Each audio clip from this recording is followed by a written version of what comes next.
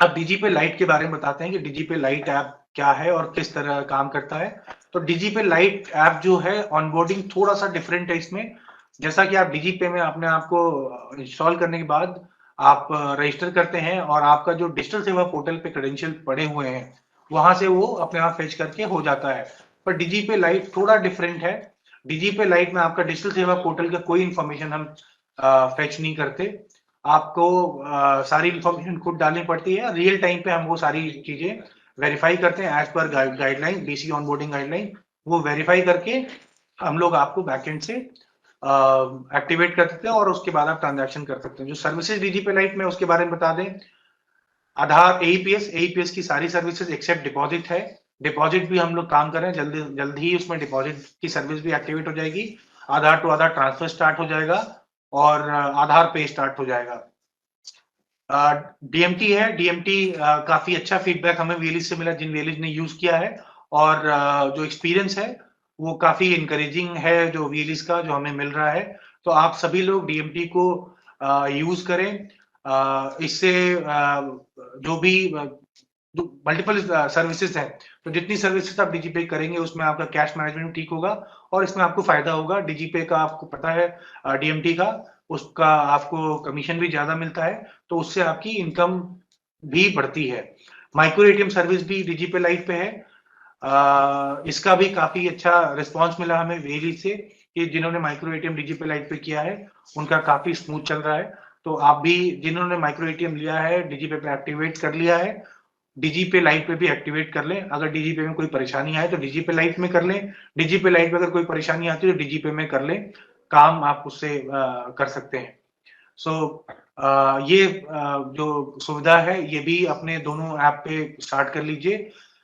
DigiPay light पे उन्हीं micro ATM को हम अलाउ करेंगे जो डीजीपे पे पहले एक्टिवेट हो चुके हैं, तो इसका प्लीज ध्यान रखेंगे। मिनी स्टेटमेंट सर्विस जो डीजीपे में है, डीजीपे लाइट में भी है, बैलेंस इंक्वायरी है और यूपीआई भी हमने स्टार्ट कर दिया है डीजीपे लाइट पे।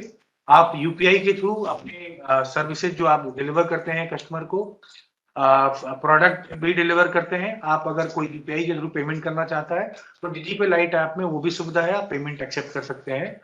जो नई सर्विसेज आने वाली हैं डीजीपे लाइट में है वो आधार पे और कैश डिपॉजिट। तो ये हम लोग कोशिश करें 31 मार्च तक इसको स्टार्ट कर लें। डीजीपे लाइट में जैसा कि आप डीजीपे में जब आप ऑथेंटिकेशन करते हैं तो आपको बायोमेट्रिक ऑथेंटिकेशन करना पड़ता है। डीजीपे लाइट में हमने कुछ ऐसा प्रोविजन किया कि dual authentication, two factor authentication जो गाइडलाइन है, अगर आप लॉग इन आप पिन से कर सकते हैं ओटीपी से, और जो टू फैक्टर ऑथेंटिकेशन जो गाइडलाइन है, जब आप एईपीएस करने जाते हैं तो बायोमेट्रिक ऑथेंटिकेशन करके आप एईपीएस ट्रांजैक्शन कर सकते हैं। तो हम लोग कंप्लायंस भी कर दिया। पर अगर एईपीएस नहीं कर रहे हैं, आप डीएमटी और कार्ड ट्रांजैक्शन करते हैं तो उसके लिए आपको बायोमेट्रिक ऑथेंटिकेशन करने की जरूरत नहीं पड़ेगी। जो AEPS light DGP lite app है वो विंडोज और एंड्रॉइड दोनों प्लेटफॉर्म पे काम करता है। विंडोज में वेब वर्जन है इसका जो काम करता है और एंड्रॉइड पे इसका क्लाइंट ऐप डाउनलोड करके आप कर सकते हैं। अभी हम लोग लिंक के थ्रू दे रहे हैं सभी वीएलएस को। डीजीपे लाइट ऐप से हमारी जो टीम की तरफ से एक मेल जा रहा है, उस लिंक पे आप क्लिक करके अपने आप को ऑनबोर्ड कर सकते हैं। एक ओटीपी लॉगिन के टाइम एक ओटीपी की जरूरत होती है जो 24 घंटे के लिए वैलिड होती है अगर आप एक्टिव हैं तो। इसमें एक आईवीआर सपोर्ट सिस्टम है। आईवीआर मतलब कि अगर आपको कोई तकलीफ है तो उस पर डायल करके आप अपनी जो परेशानी है उस ऑप्शन को चूज करके अपना सोल्यूशन अपना सोल्यूशन सपोर्ट जो हमारा सिस्टम वो करेगा। इसमें लाइव चैट फैसिलिटी भी है व्हाट्सएप के थ्रू। तो आप व्हाट्सएप पे भी जाके, चैटबॉट है, चैटबॉट पे आप जाके अपने चैट कर सकते हैं सिस्टम से। आपका अगर कोई ऐसा स्टैंडर्ड प्रॉब्लम है तो उसका रेजोल्यूशन भी वहीं पे हो जाता है। आप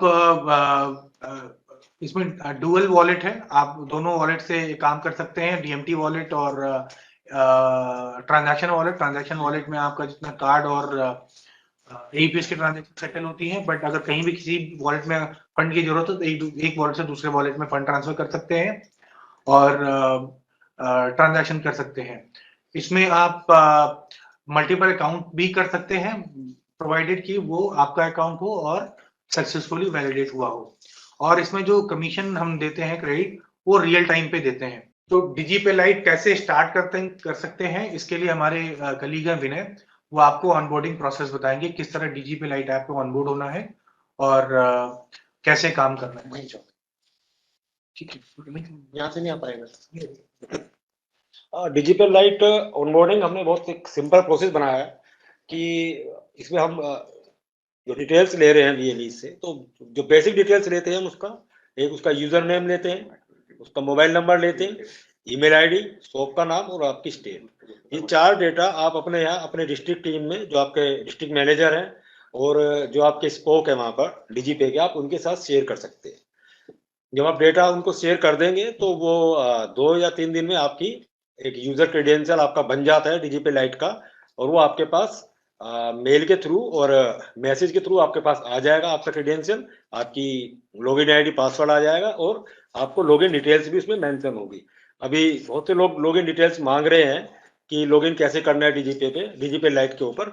तो आपके पास जो मैसेज आया है डीजीपी लाइट टीम की तरफ से, आप उस मैसेज या ईमेल को देखेंगे तो उसमें लॉगिन डिटेल्स पहले से दी हुई है। आप वहां पर जाकर आप क्लिक करेंगे तो आप रिडायरेक्ट हो जाएंगे सीधा लॉगिन पोर्टल पे।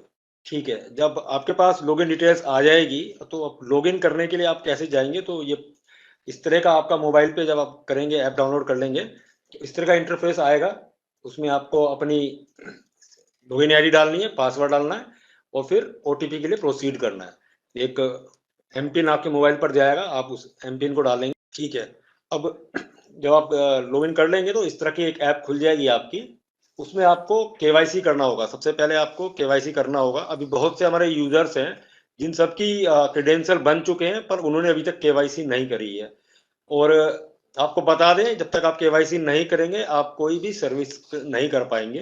तो सभी से मेरा अनुरोध है, जिन लोगों की डीजीपी लाइट की आईडी बनी गई है वो सब लोग अपनी केवाईसी कीजिए, क्योंकि जिस समय हम आपको ऑनबोर्डिंग करते हैं आपसे हम कोई डिटेल नहीं लेते, हम सिर्फ आपकी बेसिक डिटेल्स लेते हैं। तो केवाईसी के समय हम आपसे आपका आधार और आपके पैन की डिटेल लेते हैं, वो अपने यहाँ से वेरीफाई होती है। तो इसलिए आपको सबसे पहले केवाईसी के लिए जाना होगा। सबसे पहले हम अपना मोबाइल नंबर वेरीफाई करेंगे। अपना मोबाइल नंबर डालेंगे, एक ओटीपी आपके मोबाइल के ऊपर आएगी, आप उसको वेरीफाई करेंगे। मोबाइल वेरिफिकेशन के बाद आप अपना ईमेल आईडी वेरिफिकेशन करेंगे। आप अपनी ईमेल आईडी डालेंगे, ईमेल के ऊपर एक ओटीपी आएगी, आप उसको वेरीफाई करेंगे। इस तरह का एक वेलकम पेज आएगा। अब आपको पैन वेरिफिकेशन करना है।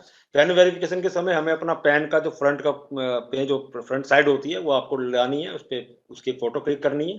इसी तरह हम आधार का करेंगे, आधार का फ्रंट और आधार का बैक। एक चीज हमें ध्यान रखनी, जिस समय हम वेरिफिकेशन करते हैं, अपना केवाईसी करते हैं, तो जो हम एड्रेस अपने आधार में डालते हैं वही एड्रेस से हमें अपनी एक जो शॉप की एक फोटो लगती है और एक अपनी सेल्फी हम खरीद लेते हैं इसमें, तो वो ध्यान रखना है कि वो उसी लोकेशन पे होनी चाहिए, वही जियो टैगिंग होनी चाहिए उसकी। क्योंकि होता क्या है कि आपने आधार लगाया है गाजियाबाद का और आप कर रहे हैं लखनऊ से, तो वो नहीं होगा। आपको केवाईसी उसी लोकेशन से करनी होगी जिस लोकेशन पे आपने आधार दिया हुआ है। तो एक लाइव फोटो लेंगे, फिर अपनी शॉप की एक फोटो डालेंगे। तो जिस तरह शॉप की फोटो डालेंगे तो ये हमें ध्यान रखना है हम उसी लोकेशन से करें। दूसरा, बहुत से लोगों को इसमें दिक्कत आती है कि हम नहीं का फोटो नहीं ले पा रहे हैं। तो आपको ये ध्यान रखना कि इस समय हम मोबाइल से केवाईसी करें, ध्यान रखें मोबाइल से ही करें, क्योंकि सिस्टम से करेंगे तो सिस्टम से आपको केवाईसी करने में दिक्कत होगी, क्योंकि अब फोटो जो आप शॉप की फोटो लेंगे तो सिस्टम आप नहीं भाड़े जा पाएंगे, लैपटॉप से भी करने में बहुत दिक्कत होती है। तो हम सभी अपने यूजर्स को भी यही बोलते हैं कि जिस समय केवाईसी करें तो केवाईसी एक बार मोबाइल से कर लें, क्योंकि आपको दुकान की फोटो खींचने में आसानी होगी और अपनी सेल्फी लेने में भी आसानी होगी। कुछ बेसिक डिटेल्स होती है इसमें जो आप डाल देंगे, और उसके बाद जब आपकी केवाईसी हो जाएगी तो हमारी बैक एंड से टीम उसको वेरिफिकेशन कर देती है। तो अभी बहुत से यूजर्स आ रहे हैं कि हमारी केवाईसी पेंडिंग है। हमारी टीम केवाईसी कर रही है, वेरिफिकेशन कर रही है। फाइनेंशियल ट्रांजेक्शन्स करते हैं लोग, तो इसलिए उसको हम थोड़ा समय लगता है उसको करने में, तो थोड़ा वेट कीजिए। 2 दिन में 3 दिन में केवाईसी सबकी हो जाती है। तो इस तरह का पोर्टल आपका खुल जाता है जब आप केवाईसी कंप्लीट हो जाएगी। तो अभी इसमें सर्विसेज आप देखेंगे तो सर्विसेज के अंदर AEPS, micro ATM, domestic money transfer, ये सब सर्विसेज आपकी आ जाएंगी। तो डीएमटी के बारे में हम थोड़ा बता दें, डोमेस्टिक मनी ट्रांसफर हम इसमें कैसे करते हैं। तो इस तरह का एक आपका पेज खुल के आएगा, तो आप डोमेस्टिक मनी ट्रांसफर के ऊपर क्लिक करेंगे। ठीक है, अब हमको जैसे हमें मनी ट्रांसफर करना है तो सबसे पहले हमें उसमें अपना सेंडर की डिटेल डालनी होगी, उसका मोबाइल नंबर डालेंगे, कॉन्टैक्ट डिटेल नाम डालेंगे। आपने रजिस्टर किया तो सबसे पहले आपको रेमिटर को रजिस्ट्रेशन करना होगा, मतलब जो पैसा डालने के लिए आया है आपने उनका नाम डाला, उनको रजिस्टर किया उनके मोबाइल से, उसके बाद आप बेनिफिशियरी ऐड करेंगे जिसको हम पैसा भेज रहे हैं। तो बेनिफिशियरी ऐड करने के लिए हम उसका बेनिफिशियरी का नाम डालेंगे, उसका IFSC कोड, उसकी बैंक की डिटेल्स डालेंगे। ये सब डिटेल डालने के बाद इसमें एक ऑप्शन होता है, आपको बेनिफिशियरी अगर आपको चेक करना है, वेरीफाई करना है कि ये बेनिफिशियरी जो मैंने डाला है वो मोबाइल नंबर, वो उसकी बैंक डिटेल सही है या गलत है, तो इसमें बेनिफिशियरी चेक करने का भी ऑप्शन होता है, वेरीफाई करने का। तो वेरीफाई करने में आपके 2 रुपये करीब कटते हैं, 2.5 रुपये कटते हैं। तो इस समय आप वेरीफाई करना, अगर आप पूछ लेंगे उससे कस्टमर से कि आप वेरीफाई करना या नहीं करवाना चाहते हैं, तो सेफर ऑप्शन के लिए आप पहले उसको वेरीफाई कर दीजिए, उसमें 1-2 रुपये ही कटता है, तो वो वेरीफाई हो जाता है कि हाँ यही बैंक डिटेल्स है जो उन्होंने डाली है। अच्छा, इसके अंदर एक सबसे अच्छी बात ये है कि जिस समय आप हम पैसा भेजते हैं डोमेस्टिक मनी ट्रांसफर में, तो हम 75,000 तक, अप टू 75,000 तक रुपीज एक मोबाइल नंबर से भेज सकते हैं एक मंथ में। और इसमें हम हमारे पास ऑप्शन है कि IMPS के थ्रू भेज रहे हैं या NEFT के थ्रू भेज रहे हैं। तो जिस तरह इसमें लिमिट आ रही है, अवेलेबल लिमिट, मतलब अभी 50,000 रुपये तक वो भेज सकते हैं, मतलब वो 25,000 की लिमिट अपनी कंज्यूम कर चुके हैं। तो उस तरह की उसकी लिमिट भी इसके अंदर उसकी दिखती रहती है, कितनी लिमिट है कितनी लिमिट नहीं है। बेनिफिशियरी डिटेल आपने डाली, कंफर्मेशन के लिए आपके पास आएगा, कंफर्म की करेंगे आप, ये आपका सक्सेस का आ गया है मैसेज। तो बहुत सिंपल प्रोसेस है। इसके अंदर अभी तक हमें एक लगभग 7-8 महीने हो गए करते करते, 1 साल से भी ज़्यादा हो गया वैसे तो। हमारे पास जो चांसेस है डिक्लाइन के, जो केसेस है बहुत कम है, मिनिमम केसेस आते हैं डिक्लाइन के। डूज एंड डोंट के बारे में बात करें डोमेस्टिक मनी ट्रांसफर में, तो हमें सबसे पहले यही ध्यान रखना है कि इस समय हम बेनिफिशियरी डिटेल डाल रहे हैं वो करेक्ट डिटेल डालें।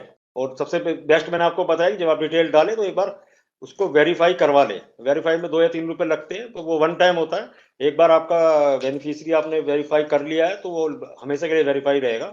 जितनी बार भी कस्टमर आएगा और वो पर्टिकुलर बेनिफिशियरी का नंबर डालेगा तो वो वेरीफाइड ही आएगा उसमें। ठीक है, एक चीज हमें ध्यान रखनी, जैसा कि APS में भी पहले हम बताते हैं, जो भी आप ट्रांजेक्शन करते हैं, कुछ भी ट्रांजेक्शन करते हैं, आप उसका लॉग जरूर मेंटेन करें, उसकी डिटेल्स मेंटेन करें अपने यहाँ, कोई बेनिफिशियरी कहाँ पैसा गया उस अपने पास मेंटेन करें, कि बाई चांस अगर ट्रांजेक्शन का रेस्पॉन्स नहीं आता है तो आप वेट कीजिए।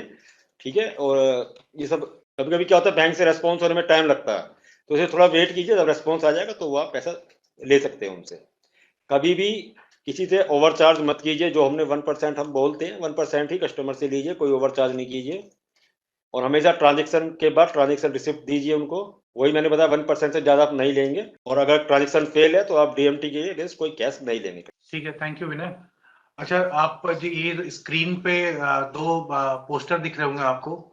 एक तो ये कि अभी जो कुछ रीसेंट फ्रॉड्स हो रहे हैं APS में अक्रॉस द इंडस्ट्री, बहुत बहुत सारी जगह पे आ रहे हैं फ्रॉड।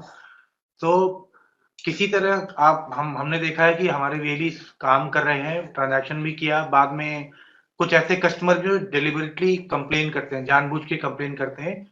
उन्हें सिस्टम में उनको लगता है कंप्लेन किया और किसी ने एक्सेप्ट नहीं किया, किसी ने इंक्वायरी नहीं करी तो एक्सेप्ट हो जाता है और उनको पैसे मिल जाते हैं। तो ऐसे लोगों पे कार्रवाई चल रही है, उनको हम पकड़ रहे हैं। बाकी बैंक भी है, रेगुलेटर भी है, वो देख रहा है कैसे कौन से ऐसे लोग हैं। पर इससे बचने का बहुत आसान तरीका है, हम लोग बार-बार मैसेजिंग करी है। सभी यही अपना जो भी ट्रांजैक्शन करता है उसका रजिस्टर मेंटेन करें। फॉर्मेट भी हमने शेयर किया था अपने स्टेट टीम के थ्रू, आपके व्हाट्सएप ग्रुप्स में मैसेजिंग भी करी थी। तो इसमें सभी लोग ये प्रैक्टिस शुरू कर दें, अपना रजिस्टर मेंटेन करें, कस्टमर से सिग्नेचर लें और उनको बोलें कि ये फॉर्मेट है, उनको बोलें कि सारी डिटेल उसमें रखें और कुछ ऐसा जो डिस्प्यूट का केस आता है उसमें सिग्नेचर लें, उनका थंब लें, जो भी आपके पास है। और अगर कोई डिस्प्यूट आपके पास जाता है तो वो रिप्रेजेंट करें। उससे हम लोग आपका जो डिस्प्यूट आया है आपके नाम पे कि आपके हमारे BC ने या हमारे VLE ने कैश नहीं दिया ट्रांजैक्शन के बाद, हम उसको डिफेंड कर सकते हैं, हमारे पास एक प्रूफ होगा और वो काफी हेल्पफुल हमारे लिए और आपके लिए, दोनों के लिए रहेगा। एक फॉर्मेट है। और जिन जिन कस्टमर की जो भी हमें एडवाइस मिली है NPCI साइड से कि कस्टमर की ID जरूर रखें, मास्क ID कि कितने ट्रांजैक्शन किया, उसकी डिटेल रखें, सो दैट अगर फ्यूचर में कोई डिस्प्यूट रेज करता है कोई कस्टमर तो हम उसको इजीली ट्रैक कर पाए, उनका डिटेल, उनका फोन नंबर भी चेक कर लें। दूसरी रिक्वेस्ट ये है कि जब APS ट्रांजैक्शन करते हैं तो कस्टमर को कहें कि फिजिकल आधार लेके आए। कस्टमर आप फिजिकल आधार पे उनकी फोटो जरूर मैच कराएं कस्टमर को वेरीफाई करने के लिए और ट्रांजैक्शन करें। अभी जो देखा गया है कि बहुत सारे लोग आते हैं, आधार नंबर बता देते हैं और ट्रांजैक्शन कर ले जाते हैं। वो फोर्ज्ड आधार है, कहीं ना कहीं कुछ ना कुछ प्रॉब्लम हुई इसी सिस्टम में, किसी गलत तरीके से किसी का आधार बना है और अब वो लोग जाके फ्रॉड कर रहे हैं। उसमें हमारे वेरीज का भी काफी नुकसान हुआ, उनके सेंटर पे आए, ट्रांजैक्शन किया उन्होंने और अपना कोई एक्चुअल आइडेंटिटी प्रूफ दिखाया नहीं। तो आप सभी से रिक्वेस्ट है कि फिजिकल आईडी प्रूफ जरूर देखें कस्टमर का। अगर आधार से ट्रांजैक्शन कर रहे हैं तो आप फिजिकल आधार बोलिए कि कस्टमर जरूर लेके आए, ताकि आप वेरीफाई कर लें कि सही कस्टमर है और जिस कस्टमर का ट्रांजैक्शन करे वो खुद वो कस्टमर आया हुआ है। दूसरा, जब फिंगरप्रिंट ऑथेंटिकेशन करते हैं तो ध्यान रखें कहीं फिंगरप्रिंट पे किसी ने कुछ अटैच तो नहीं कर रखा है। बहुत जगह ऐसा होता है कि बहुत तरीके से फ्रॉड होते हैं। आप काफी जो वीएलई बहुत टाइम से काम करते हैं समझते होंगे। तो जरूर ध्यान रखें कि कोई भी कस्टमर ऐसा आता है, उसकी फिंगर आप चेक कर लें, सैनिटाइज कर लें, साफ सुथरा अपनी मशीन है उसका हाथ साफ करा के तब ट्रांजैक्शन करें। और अपने आप को ऐसे फ्रॉडलेंट जो लोग हैं अभी मार्केट में, जो अभी क्योंकि उनकी वजह से बहुत फ्रॉड बढ़े सिस्टम में, उनसे आप बच सके। ये जो फॉर्मेट देख रहे हैं, ट्रांजैक्शन सीरियल नंबर आप देखिए, ट्रांजैक्शन डेट, आरआरएन नंबर हर ट्रांजैक्शन पर जो जनरेट रहा वो रखें, अमाउंट कितने का था, आप मास्क आधार रखें या एटीएम का मास्क वो रखें, लास्ट के 4 डिजिट मास्क करके रखें। कस्टमर का मोबाइल नंबर जरूर रख लें ताकि अगर कुछ प्रॉब्लम होती है तो कस्टमर को कांटेक्ट किया जा सके, और उसका नाम लिखवा के उसे सिग्नेचर जरूर करा लें कि उसको कैश मिल गया है। तो ये प्रैक्टिस सबको फॉलो करनी है। आगे से जो भी हमारे पास फ्रॉडलेंट कंप्लेंट्स आती हैं या चार्जबैक्स आते हैं, इसके लिए ये डिटेल हम आपसे जरूर मांगेंगे। तो इसके लिए हमेशा आप रखें, आप अपनी भी सहायता करेंगे, हमारी भी सहायता करेंगे डिस्प्यूट हैंडल करने में। ये सबसे सभी हमारे वीएलई भाई बहनों से रिक्वेस्ट है कि ये प्रैक्टिस आज से ही शुरू कर दें अगर नहीं किया है तो। अब डूज एंड डोंट्स बहुत सारे बताए, ये आप सबको पता है।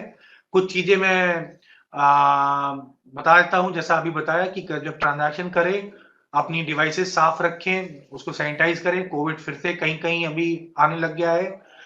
आधार जो कस्टमर से है फिजिकल कॉपी देख के ट्रांजैक्शन करें। अगर कोई आधार नहीं दे रहा तो वीआईडी उससे पूछें, पर उससे जरूर चेक करें कि उसका डिटेल, उसके आधार पे उसका वीआईडी सब कुछ दिख रहा है। कस्टमर का नाम, कस्टमर का जो अकाउंट है उसके आधार से सीड होना चाहिए, वो ट्रांजैक्शन उसी से हो सकती है। अननेसेसरी अपना टाइम और अपना ट्रांजैक्शन बर्बाद ना करें। हमेशा कस्टमर को पता करें उनका कौन सा अकाउंट सीडेड है, किस बैंक में है, और तभी ट्रांजैक्शन करें। जब ट्रांजैक्शन करें तो ये इंश्योर करें कि आपके सिस्टम में आपका बायोमेट्रिक ढंग से लगा हुआ है, नहीं तो फेलियर बढ़ता है तो आपके सिस्टम में भी वो इकट्ठा होता जाता है, और अगर कोई ट्रांजैक्शन आपको ढूंढनी है किसी वजह से तो आपको मिलती नहीं है, फिर आप लोग कंप्लेन करते हैं और हम लोग ढूंढ के आपको बताते हैं। तो उससे बचने के लिए ऐसी ट्रांजैक्शन जिसमें आप श्योर नहीं सक्सेसफुल होगी नहीं होगी, ऐसी ट्रांजैक्शन ना करें। पहले इंश्योर कर लें कि कौन सा अकाउंट लिंक्ड है कस्टमर का आधार से, और तभी ट्रांजैक्शन करें। जब कैश डिस्पर्स कर देते हैं तो जैसा मैंने बताया, उस जो फॉर्मेट दिखाया था उस फॉर्मेट में कस्टमर से एक्नॉलेजमेंट जरूर कराएं कि हाँ उसने कैश ले लिया है आपसे। उसके लिए उनका सिग्नेचर, थंब कुछ भी है वो लेना है आपको। अगर कोई हमारे वीएलई अफोर्ड कर सकते हैं, अपने सेंटर पे बहुत सारे वीएलई कर भी रहे हैं, हमने देखा है। और बहुत सारे वीएलई अगर उनके ऊपर फ्रॉडलेंट केस का कस्टमर ने लगाया कि हमारे साथ फ्रॉड हुआ है, तो हमारे वीएलई ने वीडियो प्रूफ दिया है, क्योंकि उन्होंने अपने यहाँ कैमरा लगा रखा था उसका, और उसमें वो रिकॉर्ड होता था कि कस्टमर आके ट्रांजैक्शन करके गया है। तो अगर आप कर सकते हैं तो वो आप अपने सिस्टम, अपने सेंटर में वो कैमरे जरूर, सीसीटीवी कैमरे जरूर फिक्स कराएं।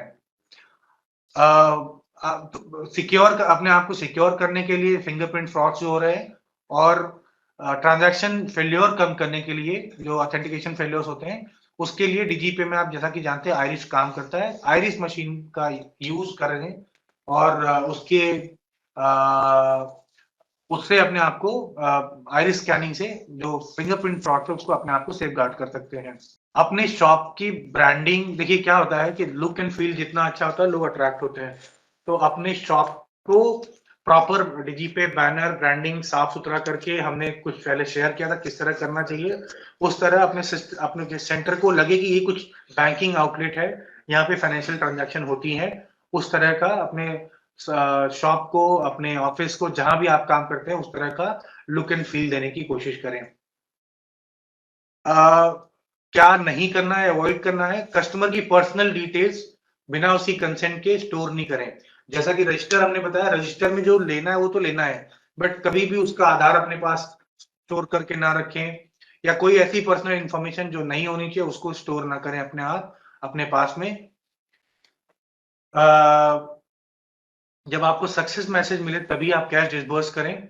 अगर ब्लाइंड मैसेज फेलियर होता है तो आप ना करें। अगर किसी कारणवश अगर कस्टमर का अकाउंट डेबिट हो जाता है तो उसको कहें कि अपनी ब्रांच में जाके अपनी ट्रांजैक्शन स्लिप के साथ कंप्लेन करें। अगर आपको रिफंड नहीं आया है कैश में आपके लेजर में, डीजीपे लेजर में, तो आप कस्टमर को रिफंड न करें, वो कस्टमर के अकाउंट में ही पैसे जाते हैं।